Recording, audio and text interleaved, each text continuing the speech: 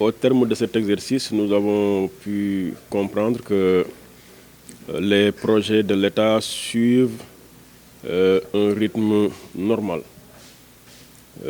Différentes réalisations ont pu être effectuées dans la région de Kaolack par l'État et ses partenaires. D'autres projets sont en cours. Et la mesure que nous en avons faite, c'est qu'à ce jour, la plupart des efforts d'investissement sont réalisés par l'État, pratiquement à hauteur de 75%. Ensuite, nous avons pu nous intéresser à la répartition dans le temps et dans l'espace de ces différentes initiatives.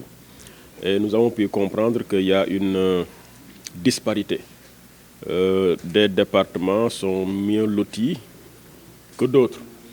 Et à ce jeu, Guinguinéo semble être à la traîne, compte tenu du fait que la plupart des investissements sont réalisés entre Kaolack et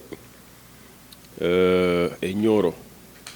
Là également, ça se comprend parce que Kaolack étant une région à vocation fortement agricole et les superficies emblavables étant le plus situées dans le département de Nioro, nous avons pu constater que la plupart des efforts sont concentrés dans ce département, suit Kaolack et enfin nous notons Guinguinéo.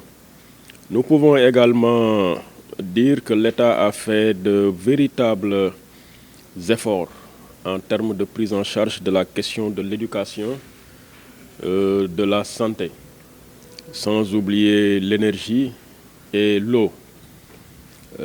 Pour ce qui concerne par exemple l'éducation, nous avons pu constater que plusieurs centaines de salles de classe ont été réalisées dans le cadre de la résorption des abris provisoires. Des lycées ont été créés, des CM érigés.